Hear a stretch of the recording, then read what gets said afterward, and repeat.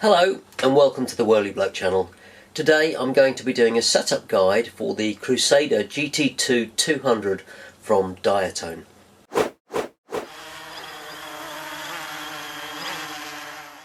So here we are on this very foggy Sunday morning, and there won't be much flying for me today.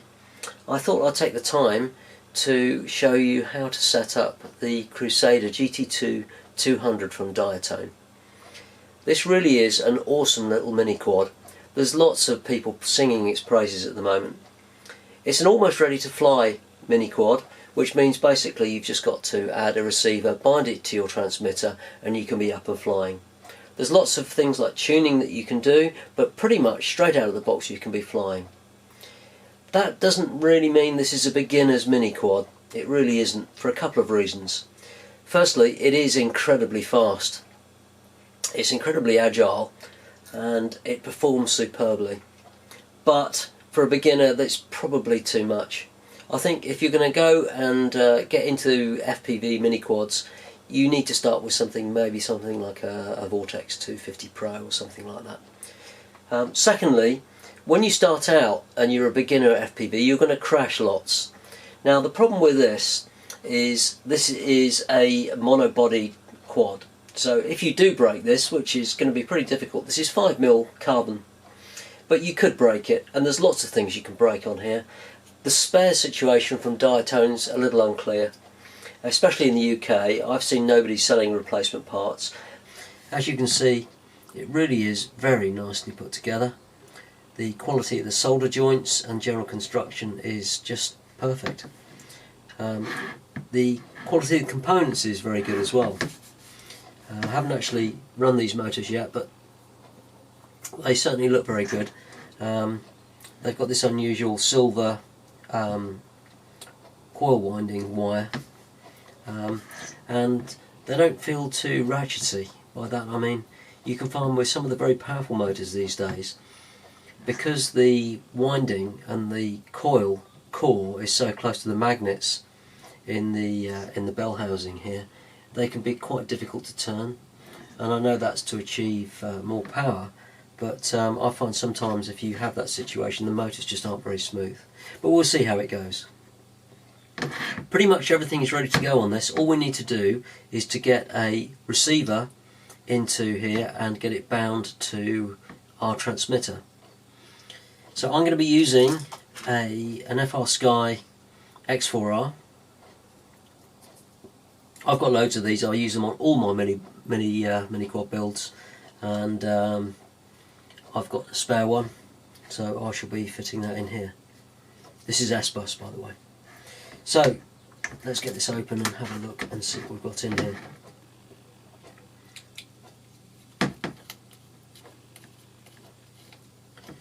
Basically everything's built into this, so you've got as well as the F3 flight controller, which is apparently already flashed with Betaflight, but we'll see in a minute which particular version it is.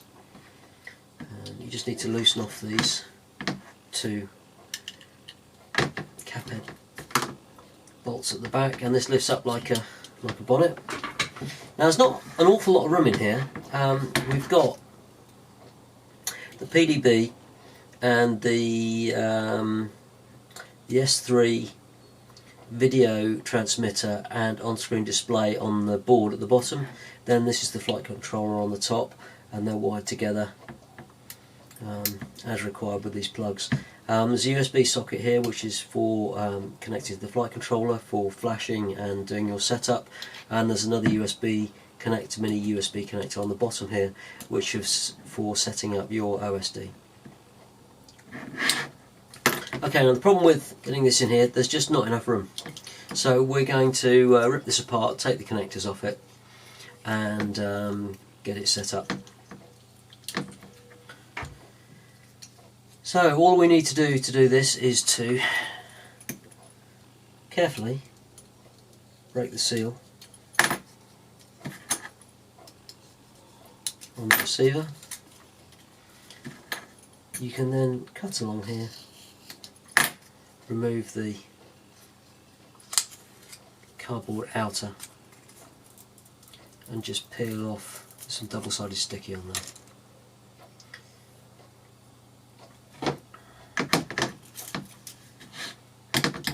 Well, that's off now. You can see there's still not enough room because of all these connectors. So what we're going to do is remove this connector off the board. You can do this by desoldering here. If your soldering skills aren't up to it, then the easiest way to do this is simply to cut these with some very sharp side cutters, and that whole thing will fall off. So here we are. We've taken all the packaging off the X4R, and you've got two rows. If you look at it this way around, this was the top. There's two rows of pins on here, and you only need 3 connections. Basically the SBUS cable, which is the white one here, 5 volts and ground. This connector here is one that came with the kit, because Diatone, they're just great on supplying duplicates of things. So there's duplicate cap head screws, sort of spares really, all sorts of things. It comes with a separately polarised antenna. So if you look through the collection of cables that come with it, everything's all labelled up, which is really nice. You'll find that there is in here somewhere, here we go, this is the PPM and SBUS signal wire. So this is a 4-pin connector which connects into the top connector on here, and if you look very carefully when you get it, you'll find these are actually labelled on the PCB. Difficult to see on the camera, but they're labelled going from left to right: ground, 5 volts, PPM and SBUS. Now we are setting this up with an X4R SBUS, so we only actually need 3 wires. So if you look at this the correct way round, the cables go from left to right. Black is ground, red is 5 volts. The first white wire, signal wire, is the PPM wire, and the second one is the SBUS wire. So I've taken a spare, because there was 2 in the pack. I've cut off very close to the connector the 3rd wire, which is, so that's ground, 5 volts. That's PPM, we don't need that, we cut that off. And the SBUS wire, and then just twisted these together and soldered them directly to the board. So on here we've got, going from top to bottom, SBUS, 5 volts and ground. So that's all you need to do for that. Now obviously this board is now bare, and we couldn't just plonk this in here because everything's going to short out, so we'll put some heat shrink on there. Now I haven't got any clear heat shrink, so I've got some 30mm black heat shrink which I'm going to put over the top there. You need to make sure that there's enough to cover the whole board and not leave any pins showing. I'm going to just cut a little bit more off there. There we go.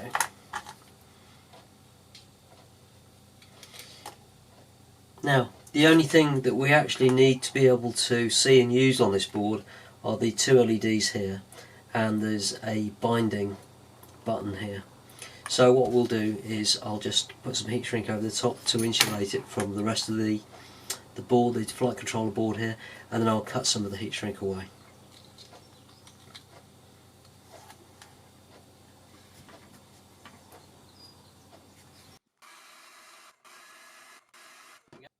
All nicely secured. Just make sure that there's enough heat shrink overlapping the whole board that you're not going to short out any of the pins on the receiver.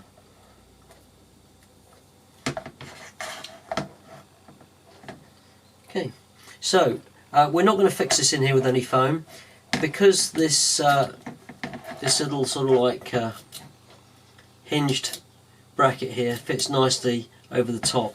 We're just going to let this sit in here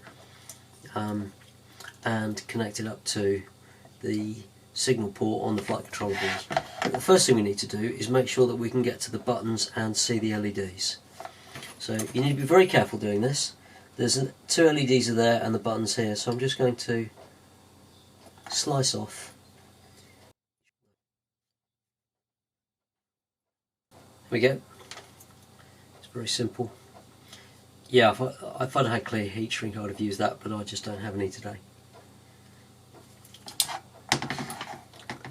So to get this onto the board, we connect this into the connector on the flight controller. It slots in very nicely, and then we need to be able to get to the buttons to see the LEDs, so we'll place this with those face up. We'll fathom out what we're going to do with these receiver antenna in a minute, but I have a pretty sure idea what I'm going to do. So that can just sit in there. Once this is down, let's just make sure that's located in there correctly. There we go. And once the camera's on top, there's no way that's going to move anywhere, so there's no point in sticking it down. Okay, let's fathom out what we're going to do with these antennae now. Now I'm going to be using the tie wrap approach, which is what a lot of people do, but I have my own particular way of doing this, which I've demonstrated in other videos, and since I've used this technique I've never lost any antenna. Now you could just put a tie wrap on the back here and thread your antenna up and put some heat shrink on it, but it still has the possibility of bending down and being decapitated by the props, and I've had that happen too many times. So this is the technique that I use. Basically, we need to make this so that we can still lift up the top. So I'm going to put one tie wrap this way,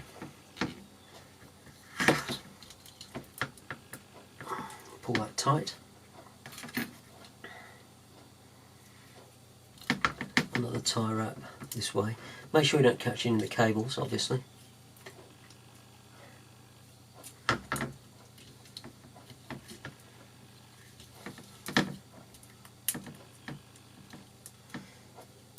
These are all the fiddly little bits which, as a newcomer, you may not be aware, and everybody's got their own way of doing it. So the mechanism I use is like a Y. So what we're going to do is have the two tie wraps running up like that. We'll feed the antenna between them, and then put them into a Y at the top, so we've got a bit of a spread on the top bits. It's these top bits which are important.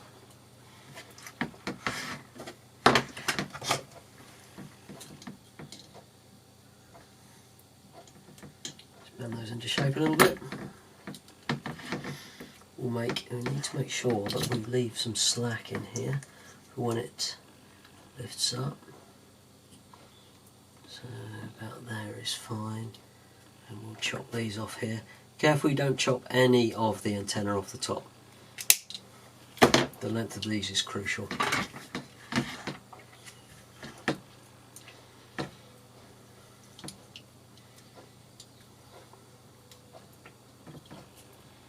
Okay, so take a piece of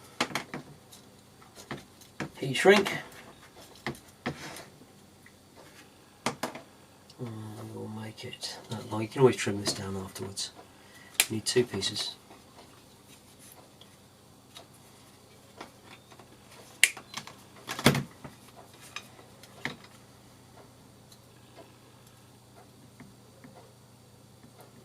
Bring them up to there. Right, the next thing you need is another piece of tie wrap. Now I've just cut this down to there, and the way you'll see how this works when it goes together.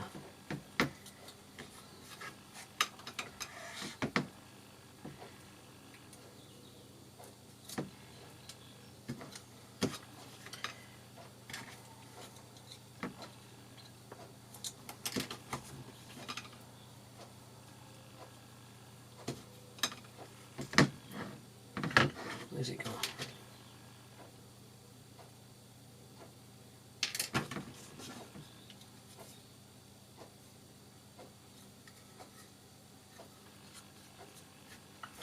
Here we go.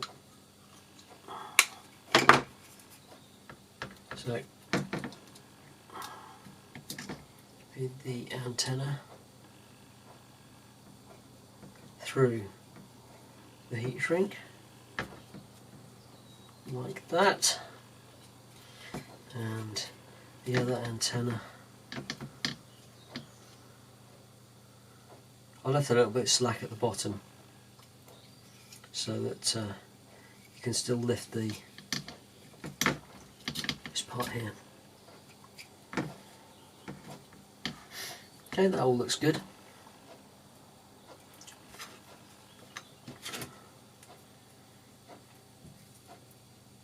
Then all we need to do is squeeze the top part of the antenna between the two tie wraps. Chop that in half. You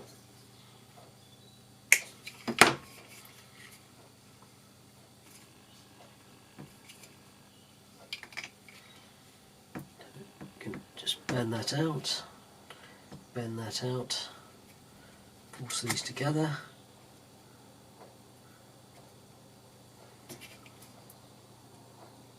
The heat shrink over the top.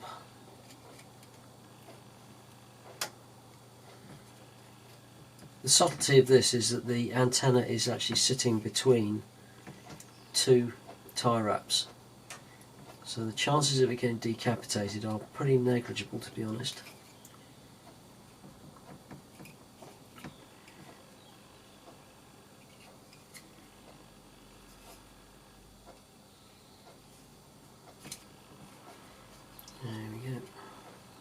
So you can see this squeezes, the antenna just squeezes between the two tie wraps. Nice and simple. Here we go.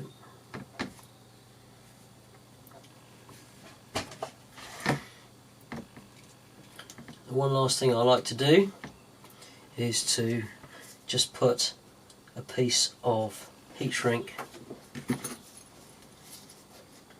cut this off a square, you don't need very much, to just hold all this together.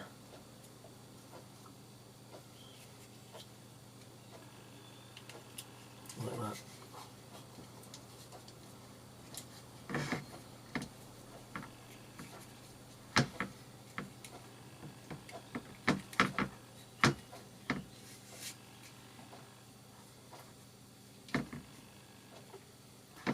Make sure that these cables are pulled through, and there we go, that's it. Okay. Make sure the antenna aren't poking out the top, and we can just heat shrink all this down.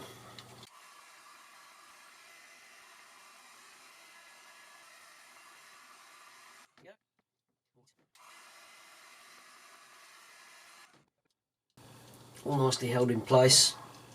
First thing we need to do is to create a new model on our radio, and I'm using a Taranis. So let's scroll down to a free slot, this one will do. Let's enter, create model, and we are using a quadcopter, select that. I've already configured the defaults on mine to assign the correct channels to the output, so I just need to page through this. And here we go, throttle is channel 3, this one, roll is channel 1, which is this one, pitch is channel 2, which is that one, and yaw is channel 4, which is that one. I'm set up as mode 2, so I just need to press long to actually accept that. We need to edit this now, so let's hit edit, hit page, I beg your pardon, hit edit, and we'll call this GT200.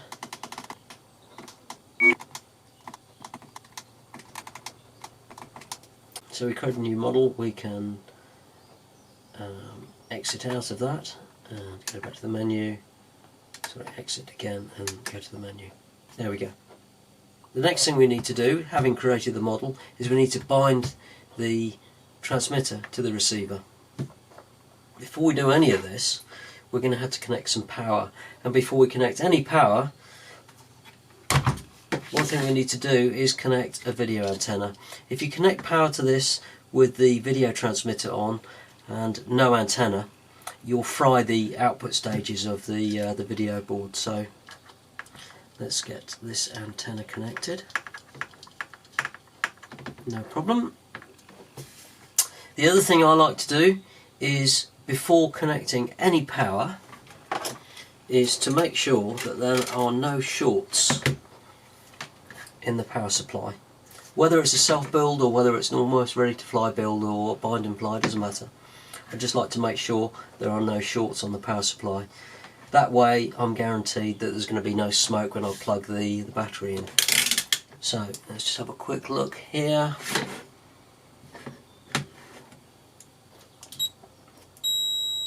Fine, so my meter's working. Just connect it across the battery pins. Nothing, which is what I expect. That's great. So we know that's working.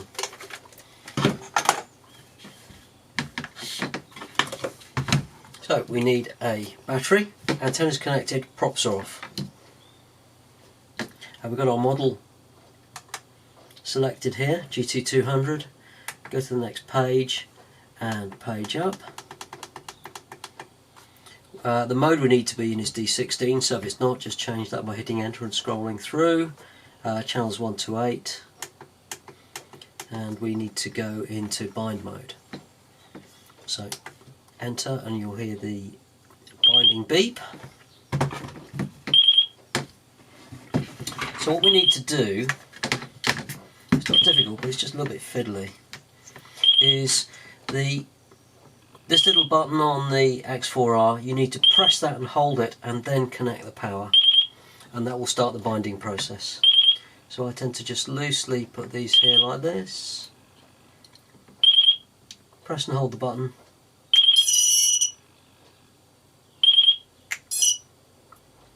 oops, I managed to let it go.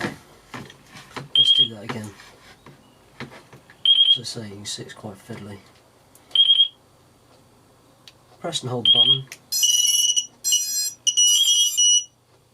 You go through its startup sequence.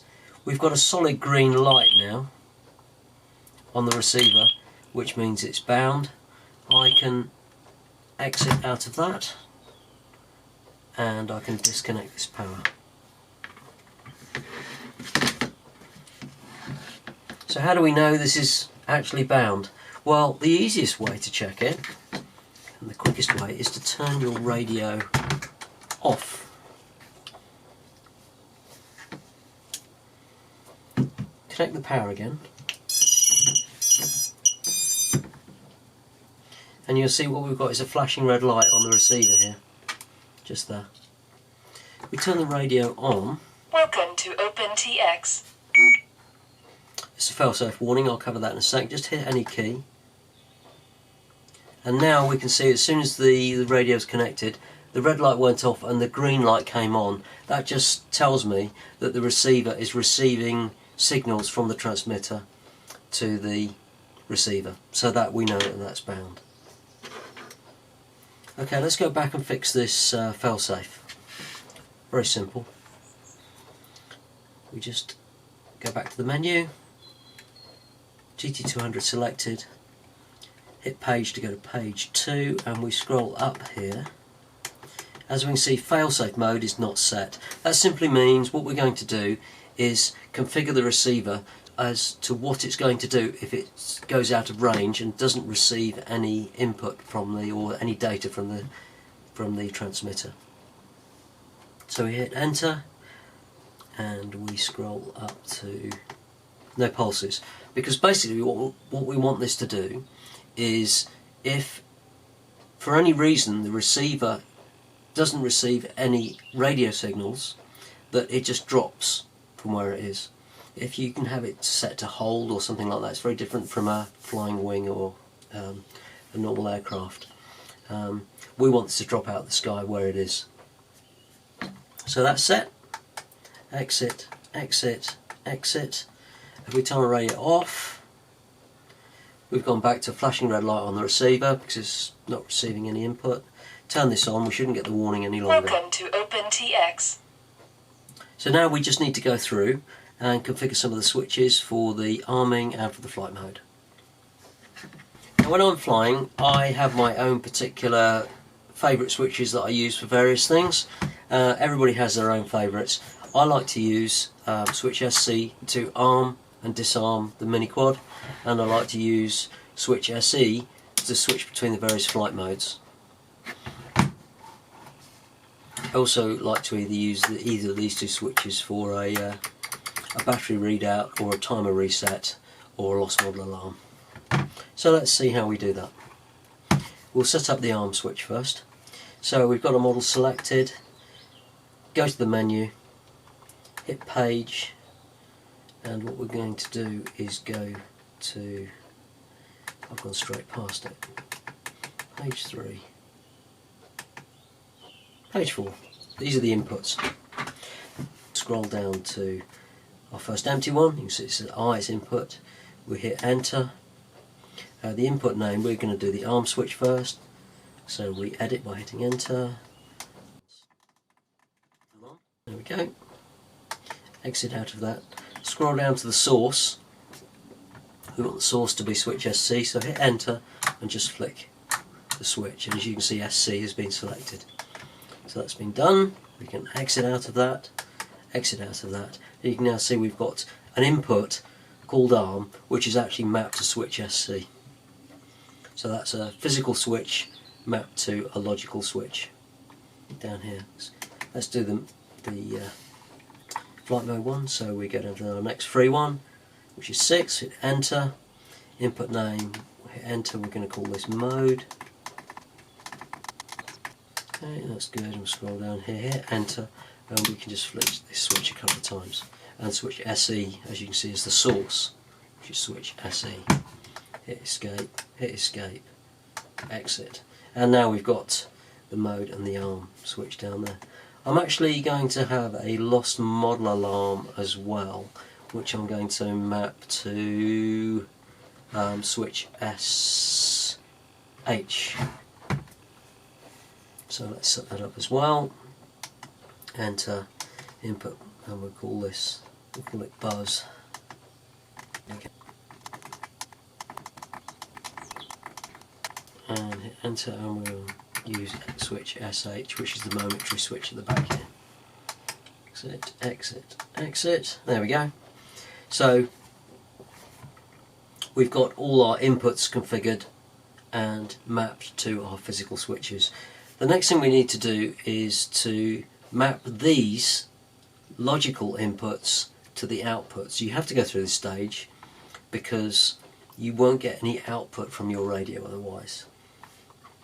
So if we're on page 4, hit page again to go to page 5. And you see at the moment our outputs that we're getting, the outputs from the radio, are actually mapped to these inputs, which are basically the stick channels.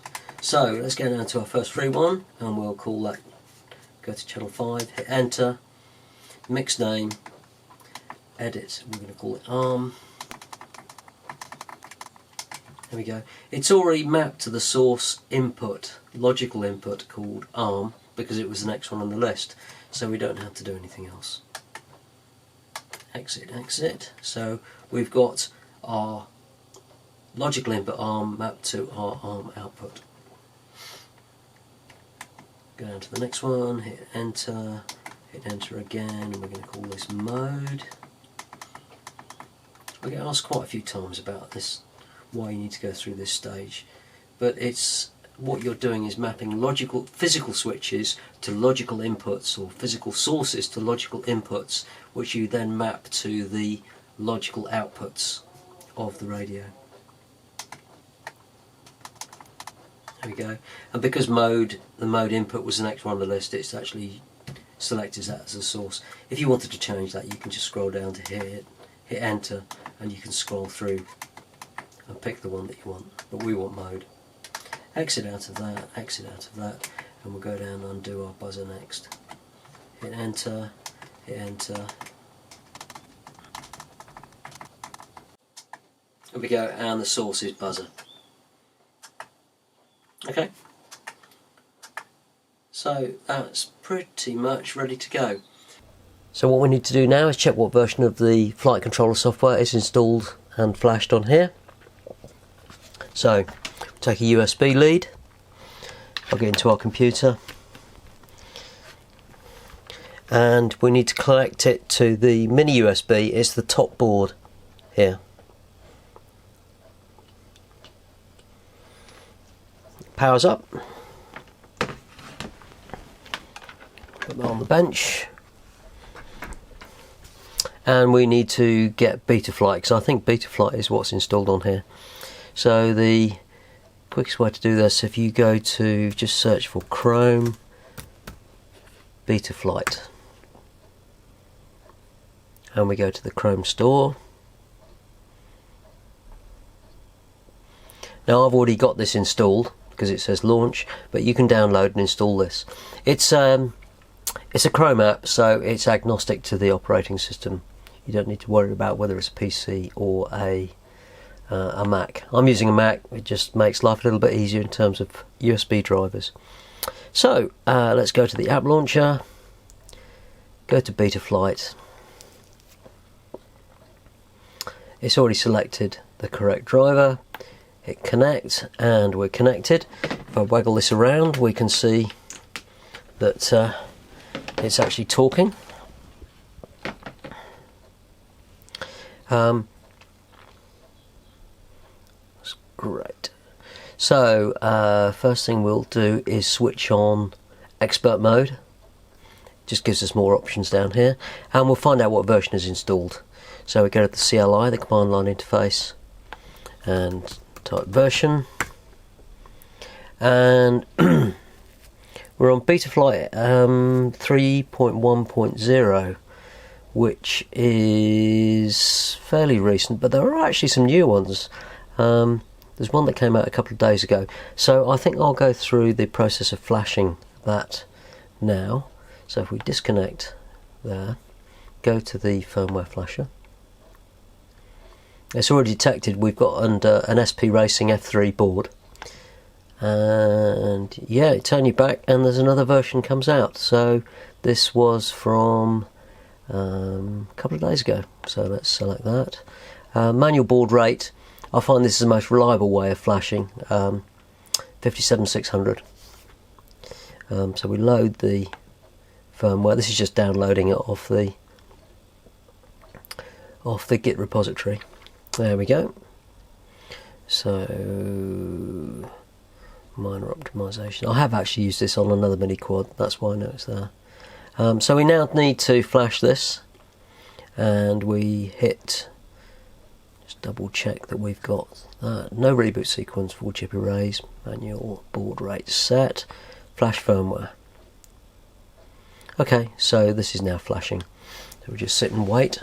It's slightly slower at this board rate, but it's actually a much more reliable process.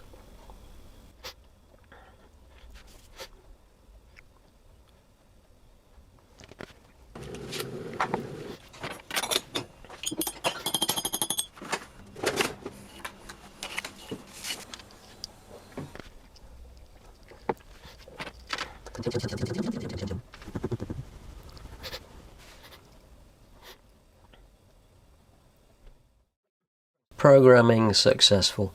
So let's go back here and hit connect and go to the command line interface and just double check. Yep, we're on Betaflight 3.1.3. Excellent, so we can start setting this all up now. So go to the setup, quad is level, we'll just calibrate the accelerometer. That's great. We now need to set up the ports. We're using UART2 MSP. That is actually used for the on-screen display, and then we're going to be using UART3 serial RX for the SBUS.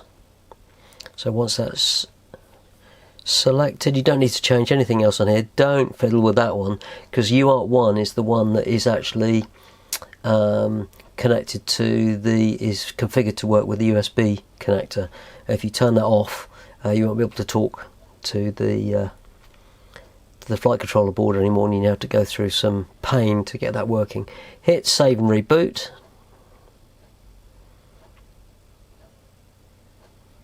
Okay, that's all good.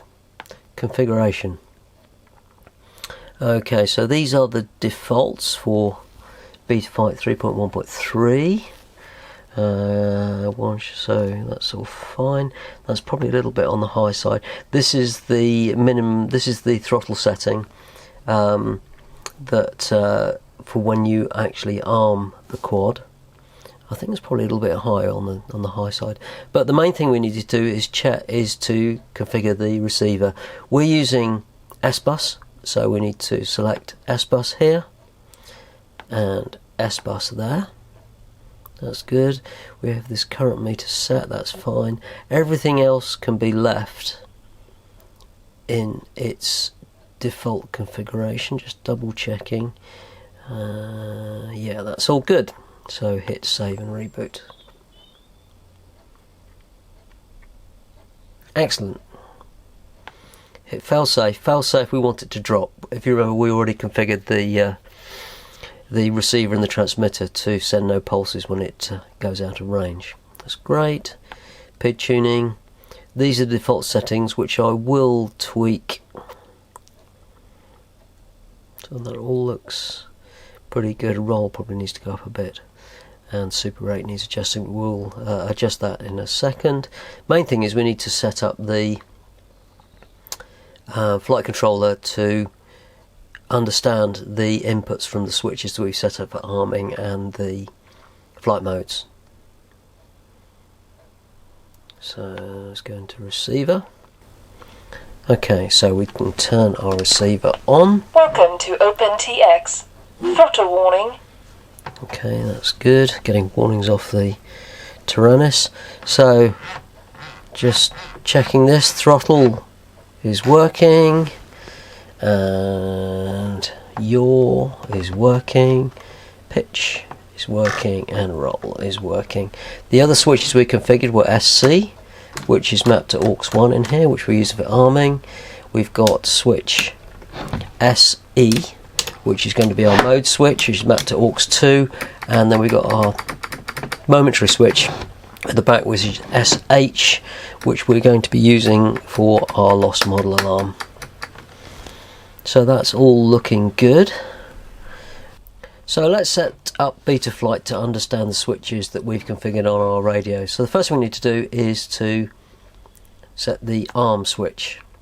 This was set to AUX1, which is the defaulted there. If we move the switch around, we can see that the marker is moving on the screen. We want to be armed when the switch is down. So let's move the sliders to enable that. Set up and hit save. If I now hit the arm switch, we can see that's arming. It's not arming on the quad. None of this will make any difference on the quad because there's no battery connected. It's just a safety feature. Next thing we need to do is configure the flight mode. So the way I have this working is when the switch is furthest away, it's actually an angle mode, so we add a range. That switch is on AUX2. As you can see, this is moving around. So that's the back position for that switch. Horizon mode, I'm having an AUX2 again, and that's the middle position. I actually rarely use these days, to be honest. I tend to do everything in acro. And we hit save. So we move the switch around, back position angle, middle position is horizon, forward position is acro. Now there's no acro on here, but when angle and horizon aren't selected, the flight controller will be in acro. Now when I'm in acro, I like to have air mode on. It just feels more natural to me flying that way. Some people use a throttle up switch, but I actually like air mode. But I like it to be switchable just automatically. So let's switch air mode. Now we're on AUX2, so we're just going to make this come on when it is in the forward position, which is what I use for acro. So let's scroll these sliders up here and hit save. So if we look now, back position is angle, middle position is horizon, front position is acro by default, but it also switches on air mode. The last thing is to set up the beeper. So if you remember, I had that on AUX 3, which is our momentary switch. Flick that backwards and forwards. So the top end of that is up here. If I switch that, that's in the middle. That's great. Hit save. Okay, again, nothing's beeping because there's no battery connected.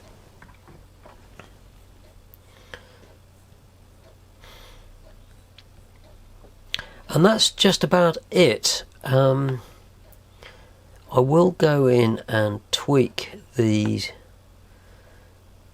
because I know that this is going to be too low, too high rather. We'll make the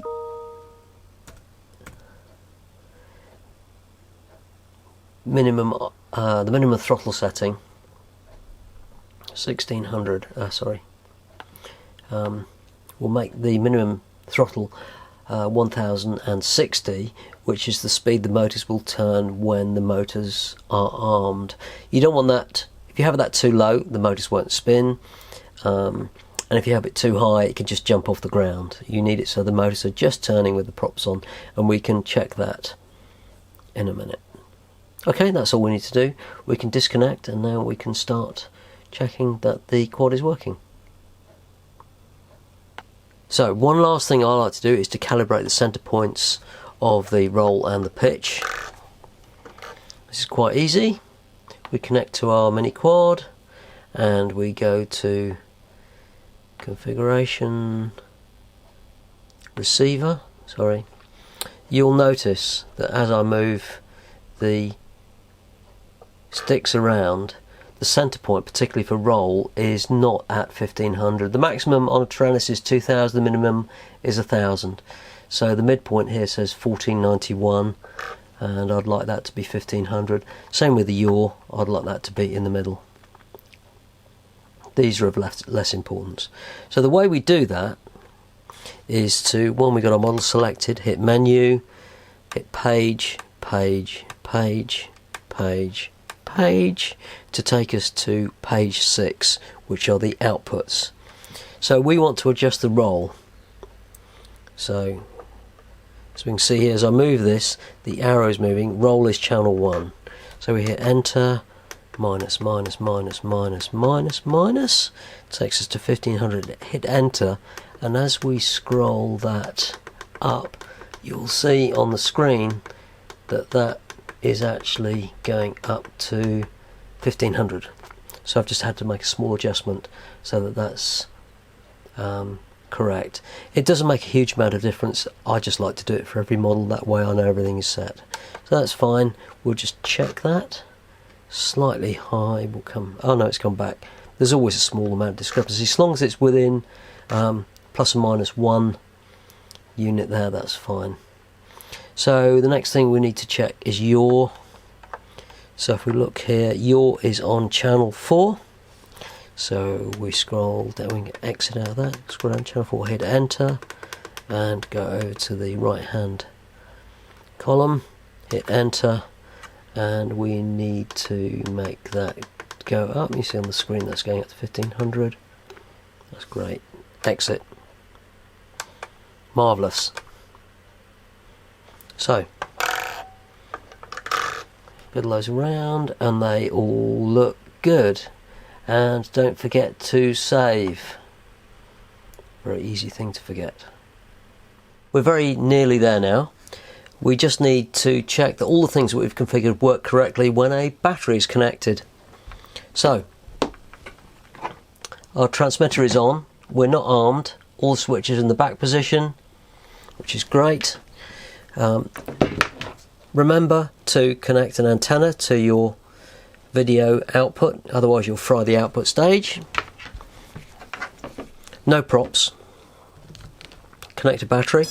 Telemetry recovered. So that's making some reassuring beeps, all very familiar to those of you who've used Clean Flight and Betaflight. That's great. We can now connect this up to the computer on the USB connector.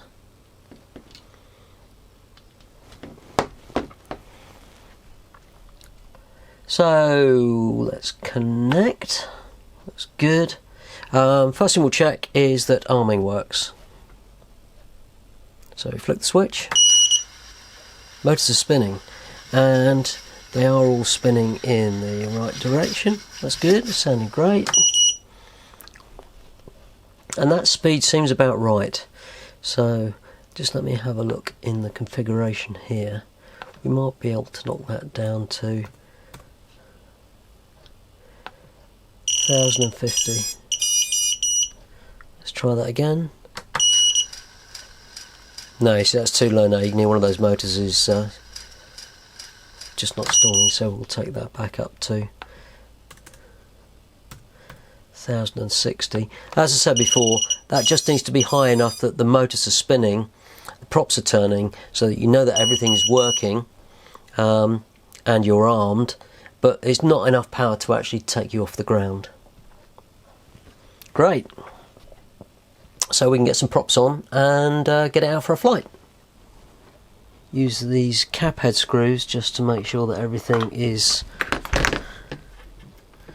done up tightly. Since this is sort of fresh out of the box,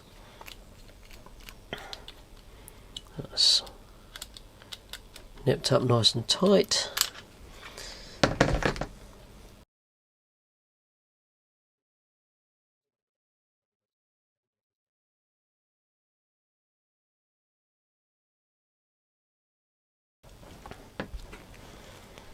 That's great. So the last thing we need to do is put some props on. These are the props that came with it. They're some sort of generic thing. Oh, I don't know what they are. I'm not going to be using those.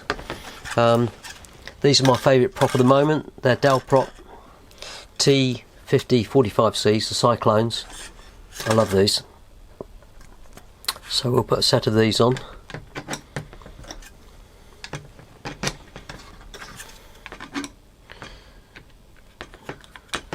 Help if I put them the right way around. There we go, and these are the nuts that came with the in the box. Now these aren't handed, so they're not going to self-tighten. So make sure that when you do these up, particularly the anti-clockwise ones, that they, sorry, the clockwise ones, that they are nipped up tight.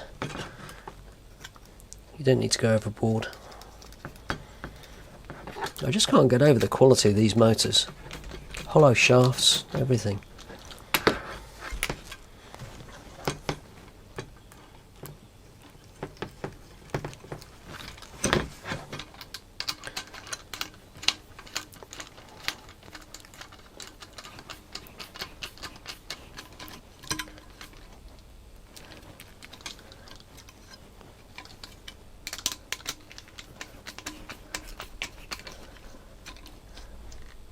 Okay, that's done.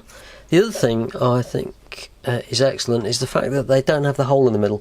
I actually have I've taken one of these motors off here, and it is milled out inside to allow for the bottom of the spindle on the armature there. But this does stop dirt and stuff getting up in there. And the observant of you may have already noticed that I have swapped the lens on this HS1177. This is a GoPro 2 lens. It's wider angle, it's what I'm more used to. The antenna, this is an AMWay circularly polarised, right hand circularly polarised antenna. These are pretty good, they're very cheap, but I found that they do actually, they get damaged very easily in a crash, and I have moved over to these RC Menace antennas. They're great. They don't actually use wire like this inside. It's actually a PCB in here. It's nicely protected with this cover. They do perform incredibly well, and they're not very expensive, and they are virtually crash proof. So I'll be switching over to one of those. And the last thing that I've added is just a small piece of neoprene to the battery strap underneath, just to stop the battery sliding about all over the place. We just need to strap a GoPro Session on the top. In the kit there is another set of these side plates with a different aluminium machined center section to take a regular GoPro, like a Hero 3 or Hero 4. I'm using a Session with this skin on. It fits quite nicely. I'm not sure about the angle yet. I may have to make something up. This is one of my 3D printed skins, which is running flat. I think it needs another few degrees, maybe 10 or 20. We'll have to see the results of the footage. Let's just fit this on. Runs through there.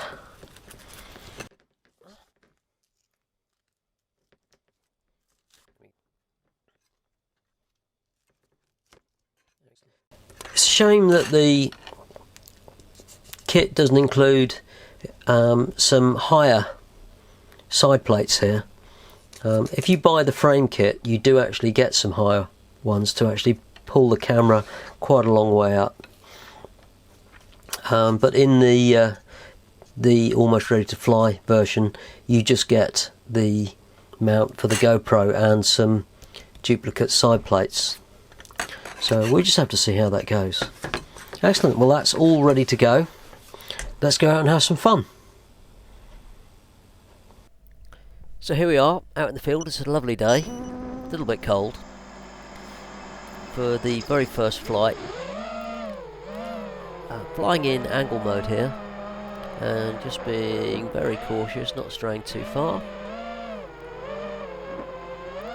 It's quite bright flying into that sun, to be honest. And the first thing I noticed was the weight shifting is totally different from what I'm used to. This is the first time I've actually flown a mini quad with an underslung battery. Oh, ghost branches. I was a bit lucky. Be a bit more cautious. Yeah, I'm used to flying a battery mounted to the top of the mini quad. So the thing I really noticed was the inertia, the way it flies past things is quite different.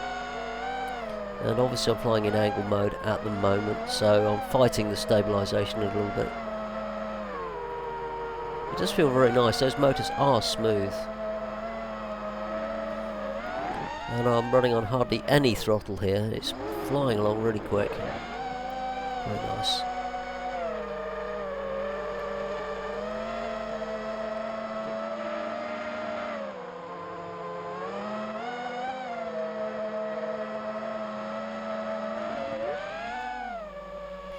Still in angle mode. Tend to take it very carefully on the first flight. And the ground's a bit wet, so I don't want to get it too grubby. And keeping fairly low down as well. Last thing I want is a loose wire, failsafe to kick in and to drop. I'll take a few more risks later on.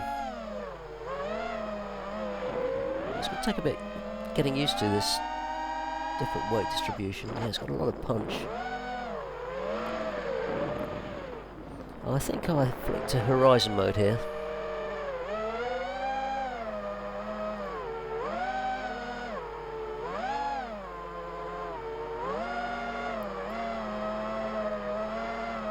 Yeah, I think I am in horizon mode.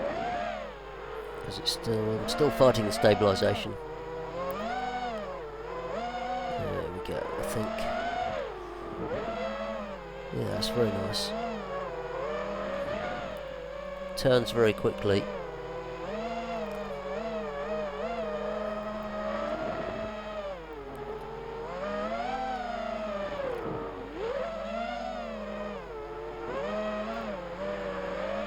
This is lovely to fly.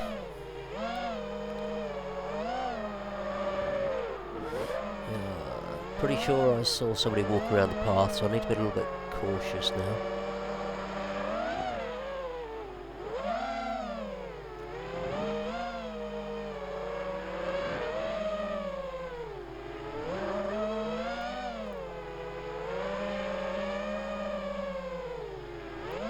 Not doing anything fancy, just cruising around, and yeah, I can hear the battery alarm going there.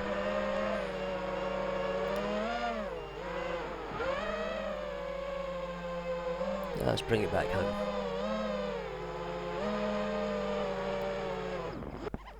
More of an arrival than a landing. That was fun.